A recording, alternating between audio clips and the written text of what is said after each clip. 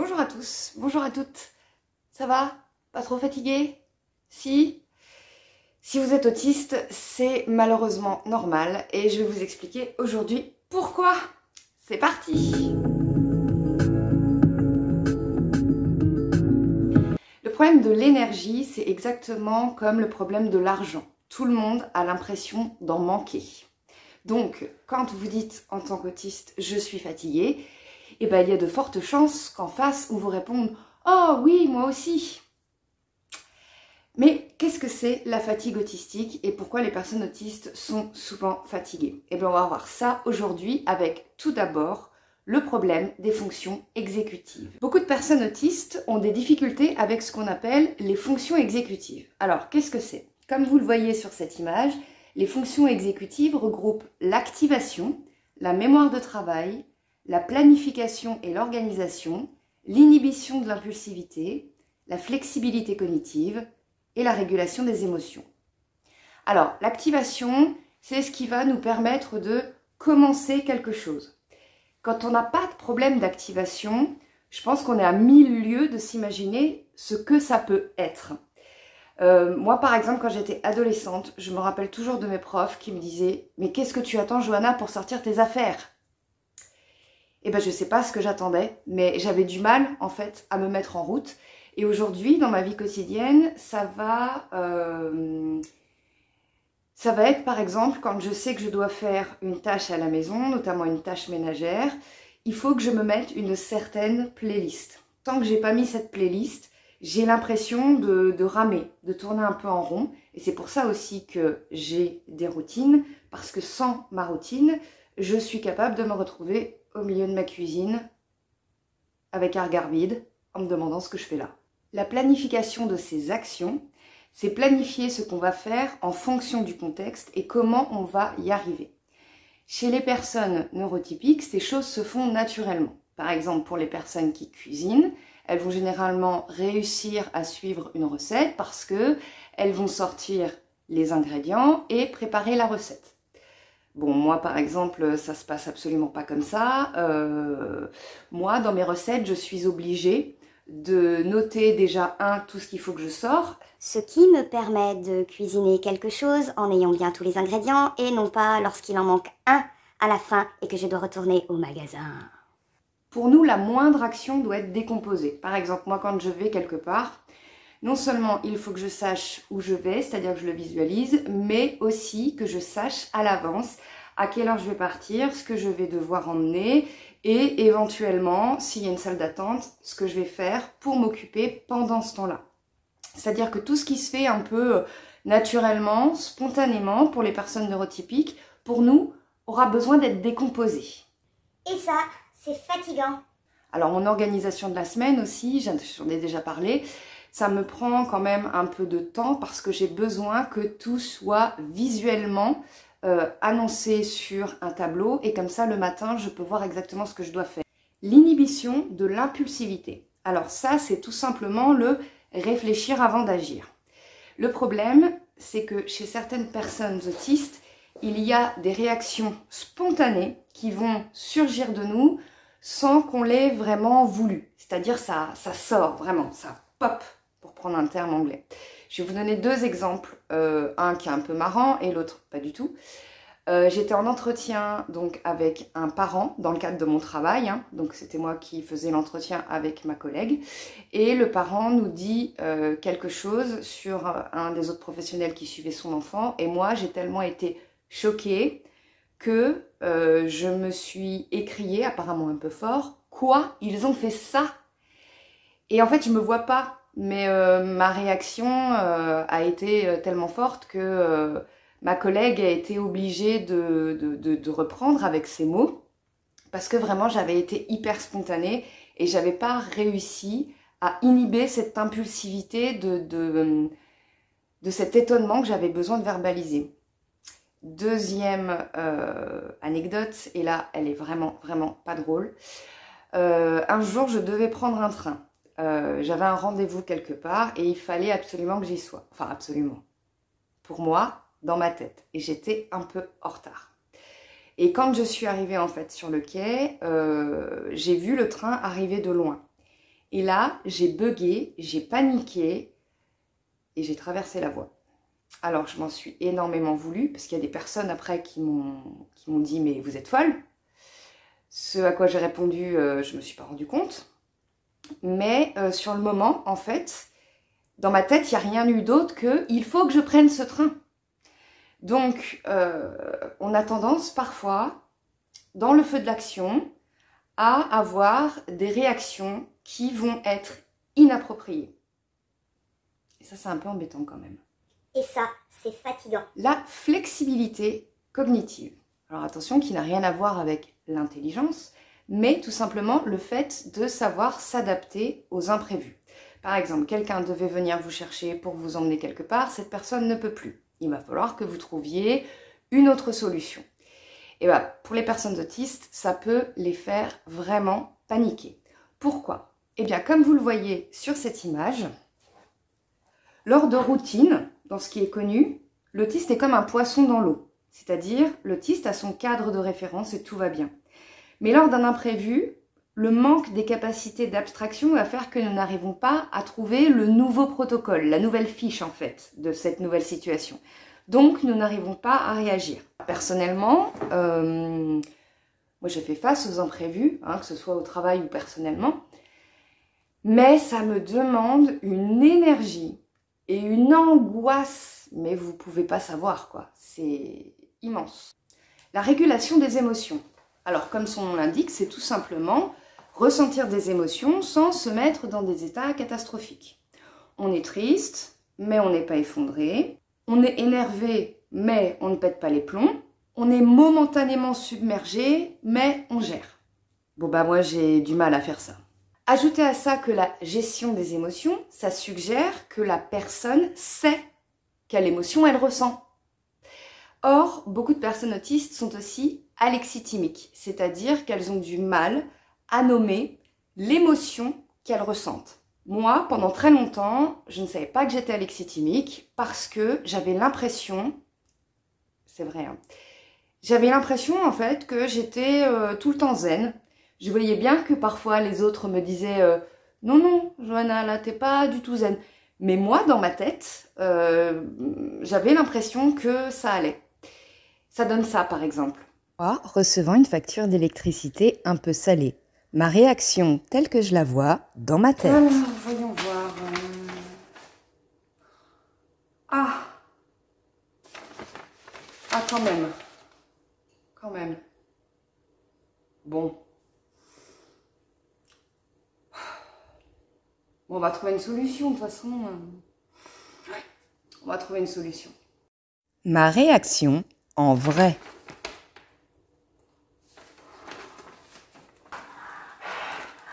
On va trouver une solution, on va trouver une solution, on va trouver une solution. C'est pas possible, c'est pas possible, c'est pas possible, c'est pas possible, c'est pas possible. On va trouver une solution, on va trouver une solution, on va trouver une solution, on va trouver une solution. Et ça, c'est fatigant. La mémoire de travail, c'est se rappeler les bonnes informations au moment où vous en avez besoin. Mais parfois, les personnes autistes sont tellement bombardées sensoriellement qu'elles ont du mal à stocker, à classer et à prioriser les informations. C'est comme si sur votre disque dur, au lieu d'avoir de jolis documents tout bien rangés, vous aviez plein de petits documents Word ou PDF avec écrit document 1, document 2, document 3. Et du coup, quand vous cherchez quelque chose, c'est le bazar et ça prend un temps fou. Voilà pour les fonctions exécutives.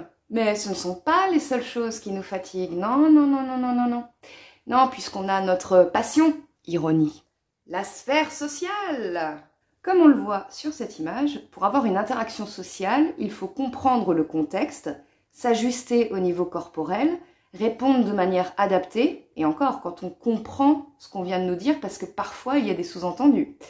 Tout ce qui se fait naturellement chez les non-autistes, ou les personnes ne souffrant pas de troubles anxieux généralisés, chez nous, ça se fait en mode manuel. Encore une fois, on doit tout décomposer. Pour la petite anecdote, en ce moment, je commence un nouveau travail. L'équipe est très grande et j'ai beaucoup de mal parce que du coup, tout le monde me présente le service. Parfois, les informations vont très vite. Parfois, on me parle d'une chose alors que je n'ai pas encore compris la précédente et je n'ose pas dire à la personne « stop, là je n'y arrive plus ». Et en plus de ça, comme ce sont des nouvelles personnes, elles ont aussi des conversations personnelles. Donc, je ne sais jamais à quel moment je dois intervenir si j'ai une question. Et je ne sais jamais à quel moment il faut que j'enclenche la conversation ou pas. Et là, en fait, cette semaine, ça a été tellement fatigant. Alors, c'est un métier à temps partiel, hein, heureusement. Mais pour vous donner la température, j'avais 45 minutes de pause. Et ben, j'ai dormi dans ma voiture. J'ai même pas mangé, en fait, tellement j'étais épuisée et tellement ça me paraissait improbable d'aller manger avec ces personnes avec qui j'avais déjà passé toute la matinée. Donc j'ai dit, parce que je ne vais pas du tout faire mon coming out dans cette association, j'ai dit qu'en fait ma fille ne mangeait pas à la cantine parce qu'elle était autiste et que du coup je devais faire un petit aller-retour. En fait, elle mange 2 fois par semaine à la cantine. Mais elle est quand même autiste. Donc j'ai menti qu'un tout petit peu. Beaucoup moins connu, mais tout aussi important, le phénomène d'homéostasie. Alors, l'homéostasie, qu'est-ce que c'est ? L'homéostasie, c'est un phénomène par lequel un facteur, comme la température corporelle par exemple, est maintenu autour d'une valeur constante pour le corps humain grâce à divers processus de régulation. Par exemple, ça va être, lorsqu'on a de la fièvre, le corps va se mettre à faire des frissons pour réguler. Eh bien, ce phénomène-là, chez les personnes autistes, il est touché aussi. Chez les neurotypiques, l'effort de rééquilibrage interne se fait normalement, fluidement et sans demander aucun effort. Mais ça n'est pas le cas chez les personnes autistes. Moi, par exemple, avec la température, j'ai souvent très chaud. Et quand je vous dis très chaud, c'est-à-dire que c'est un point où je peux tomber dans les pommes. Par exemple, hier, au moment où je tourne cette vidéo, on est début septembre, souvenez-vous, il faisait très chaud. J'ai eu une réunion dans une salle particulièrement chaude. En fait, si je voulais rester à cette réunion, j'ai fait ça discrètement, mais avec mon verre d'eau, je me suis littéralement versé de l'eau. Alors, j'en avais partout, hein, mais en fait, c'était ça ou tomber dans les pommes, ou je sais pas, peut-être aller vomir. Mais vraiment, quand j'ai chaud, j'ai très, très chaud. Et alors, le problème, c'est que je pourrais être complètement hermétique au froid, mais là, à l'inverse, quand j'ai froid, je peux me mettre à trembler et ça peut aussi, là pour le coup, me déclencher une CNEP, une crise non épileptique psychogène. De la même façon, vous me direz si vous c'est pareil, je ne peux pas porter de manches 3/4. C'est un truc de fou. C'est-à-dire qu'en hiver, quand j'ai des manches 3/4, en fait, la partie de mon bras qui n'est pas emmanchée, elle frissonne, elle frissonne, elle frissonne. Et du coup, j'ai des sueurs froides. Donc ça, je ferai de toute façon une vidéo entière sur les difficultés tactiles des personnes autistes et notamment au niveau des vêtements parce que moi, c'est quelque chose qui me pose un réel problème. D'après vous, pourquoi je fais mes vidéos en pyjama? En fait, comme vous le voyez sur cette image, issue du livre « L'autisme expliqué aux non-autistes » de Brigitte Harrison et Lise Saint-Charles, le cerveau autiste est un cerveau perceptif qui reçoit tellement trop d'informations qu'il n'arrive pas à toutes les traiter. Et ça, c'est fatigant, oui, bravo. Et il y a aussi les difficultés de régulation sensorielle, c'est-à-dire nos 5 sens. Pour nous, sortir de la maison, c'est une expédition. Déjà, il faut s'habiller. Ensuite, il faut, soit on assume et on a un casque anti-bruit, soit on n'en est pas encore là. Et là, lorsqu'une mobilette passe, on a l'impression qu'on est poignardé et vidé, en fait. Bien sûr, les lunettes de soleil, même si parfois dans certains lieux très lumineux, ça ne suffit pas. Et comble du comble, on va sans doute croiser des gens avec qui il va falloir avoir une interaction. Pour les personnes neurotypiques, sortir, c'est sortir. Pour nous, sortir, c'est l'aventure. Mais pas l'aventure genre wouhou! L'aventure de qu'est-ce que ça va me coûter, quoi. Avec tout ça, les neurotypiques se disent peut-être mais vous devez faire des gros dodos le soir. Pas tout à fait, en fait. Sur le site aspiconseil.com que je vous recommande, il est noté que 66% des personnes autistes ont des problèmes de sommeil. Ça peut être des problèmes d'endormissement, des insomnies, des réveils très très tôt ou un sommeil vraiment très très léger. Moi par exemple, je dors avec des boules qui ess et même avec des boules qui ess, le moindre petit bruit, eh ben, je suis au taquet. J'ai pas mentionné aussi l'incapacité totale à dormir ailleurs que dans son lit. Alors, quand je dis incapacité totale, pas tout à fait, mais moi, par exemple, quand je découche, bah, je suis obligée d'appeler des médicaments en renfort, sinon je ne peux pas m'endormir. Si ça n'est pas chez moi, avec mon coussin, mon masque, mes boules qui ess. Et du coup, bah, c'est toujours un petit peu stressant quand il y a une fête, ou là, par exemple, bientôt au travail, il va y avoir une conférence sur 2 jours et il va falloir découcher. Sans compter aussi que souvent, comme on est épuisé, le besoin de sommeil est important. On dit généralement qu'il faut 8 heures. Bon, moi personnellement, il m'en faudrait 10. Voire quand je suis fatiguée, 12. Bon bah vous imaginez, quand on a une vie de famille, 12 heures de sommeil, c'est pas ce qu'on fait. Le problème de la fatigue, c'est que c'est aussi un cercle vicieux. Plus on est fatigué et plus on va faire des bourdes dans notre communication ou au travail, par exemple, et plus on va faire des bourdes et moins on aura d'estime de nous-mêmes, et moins on va avoir d'estime de nous-mêmes, plus on va être déprimé. Et plus on va être déprimé, plus on va être fatigué. Je ne vous parle pas du taux de suicidabilité chez les personnes autistes, notamment chez les femmes, qui est je crois 8 fois plus nombreux que chez les femmes lambda. Alors je ne pensais pas aussi bien dire quand j'ai tourné le début de cette vidéo et que j'ai parlé du taux de suicide chez les personnes autistes. C'est ce que vous m'avez fait remonter et j'aimerais vous lire 3 témoignages de personnes qui m'ont écrit. Si vous êtes un petit peu sensible en ce moment avec ce sujet-là, vous pouvez me laisser ici et je vous retrouve la semaine prochaine. Et si vous avez envie d'entendre, eh bien voilà, 3 témoignages que je trouve vraiment parlants et je remercie ces personnes pour avoir témoigné. On commence avec K. La fatigue physique, c'est la plus gérable, je pense. C'est celle que j'associe à une randonnée de plusieurs heures. Je me sens incapable d'aller plus loin, mais les hormones de plaisir prennent le relais et l'effort rejoint le contentement.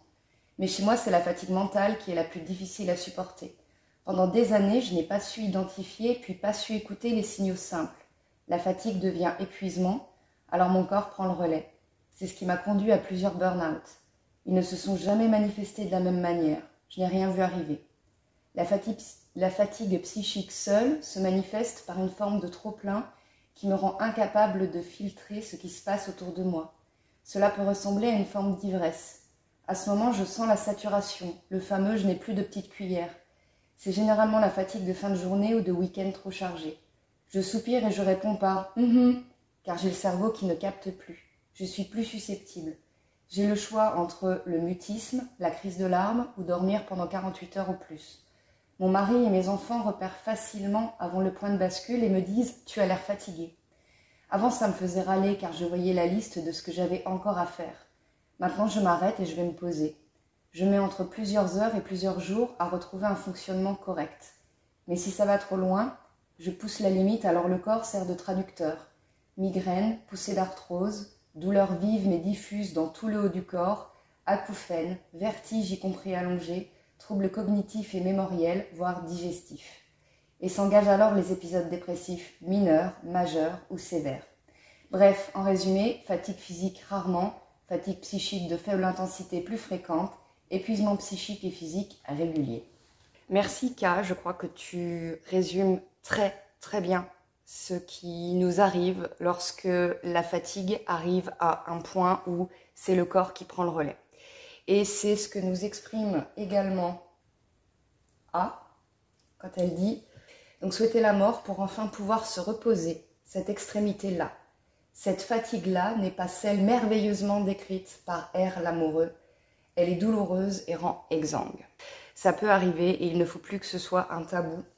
Et c'est ce que nous dit elle. Quand je suis très fatiguée, j'envoie tout valser, je prends des cachets et je vais me coucher. J'ai arrêté de me battre puisque je suis avec quelqu'un qui ne comprend pas. Avant, c'était pire, je faisais des TS, donc tentative de suicide. Je souffrais tellement que je ne pensais même pas à la douleur que j'infligeais à mes enfants. Merci beaucoup, Elle, de ta confiance et de témoigner ainsi, parce que ce sont des choses qui sont encore tabous et sans vouloir faire ma féministe, notamment chez les femmes, j'ai l'impression, vous me direz vous ce que vous en pensez, mais un homme qui part ou qui se suicide, on se dit qu'il était malheureux. Une femme qui part ou qui se suicide, elle abandonne ses enfants. Et ça, c'est encore, je trouve, encore un tabou dont on ne parle pas, c'est-à-dire que la douleur psychique extrême qui mène à des pensées, voire un passage à l'acte suicidaire, ce sont des choses à prendre au sérieux et la dépression est une réelle maladie. C'est pas quelque chose que vous choisissez. N'écoutez pas les gens qui vous disent que voilà, il vous suffit de vous sortir les doigts, pense à tes proches, pense à ta famille. Quand on a ces pensées-là, justement, on pense à nos proches et à notre famille et on se dit « je suis un boulet pour eux ». Et c'est justement pour ça qu'on va penser à se supprimer, c'est en se disant « il serait peut-être mieux sans nous ». Mais ce qu'on oublie, c'est que quand on est dans ces moments-là, c'est qu'en fait, il serait mieux sans nous, c'est un filtre. Vous savez, comme les filtres Instagram, on a ce filtre de la dépression qui nous fait absolument tout voir en noir. Donc je voulais vous rappeler, aujourd'hui en France, il existe le numéro 3114. Lorsque vous avez des pensées suicidaires, vous pouvez les appeler, apparemment c'est 24 heures sur 24 et vous tombez sur une personne qui va pouvoir vous écouter. Alors moi j'ai déjà appelé ce numéro, alors il y a très très longtemps parce que j'étais étudiante. C'était pas le 3114, c'était un numéro, je crois, spécial pour les étudiants. Je suis tombée sur une dame qui, je pense, n'était pas formée parce que, alors elle n'a pas été agressive. Parce que je vois parfois sur des forums que il y a des personnes qui appellent et qui ne sont pas bien accueillies. Mais là encore, je pense que c'est une question de personnes. Hein. Il ne faut pas stigmatiser le numéro parce qu'il est arrivé à une ou deux personnes de tomber peut-être sur des professionnels qui ne savaient pas comment répondre et qui ont été agressifs. Moi, je suis tombée sur une dame qui m'a beaucoup écoutée, mais avec des « Oh, ah oui, oh là, oh, c'est terrible ». Alors, ça m'a pas fait un énorme bien, mais en même temps, j'ai trouvé ce soir-là quelqu'un qui m'a écoutée et je pense que c'est ce qui m'a sauvée parce que sur le moment, j'avais juste besoin de parler à quelqu'un. Donc, si un jour, vous avez ce genre d'idée, sachez que c'est un filtre. Appelez le 3114, parlez-en à votre médecin traitant et surtout, n'oubliez pas que c'est une maladie, que vous n'êtes pas seul et qu'il y a toujours des solutions pour s'en sortir. Bon, mais je ne vais pas vous laisser comme ça parce que le savoir, c'est merveilleux, mais encore faut-il mettre des choses en pratique. Et la semaine prochaine, on discutera ensemble de toutes les façons de prendre soin de notre santé, notamment avec des petits trucs et astuces qu'on peut d'ores et déjà mettre dans son quotidien pour être moins fatigué. Je vous laisse y réfléchir vous aussi, comme ça, d'ici là, vous me donnerez vos trucs et astuces à vous, les tips, comme disent les plus jeunes. D'ici là, portez-vous bien et surtout, reposez-vous.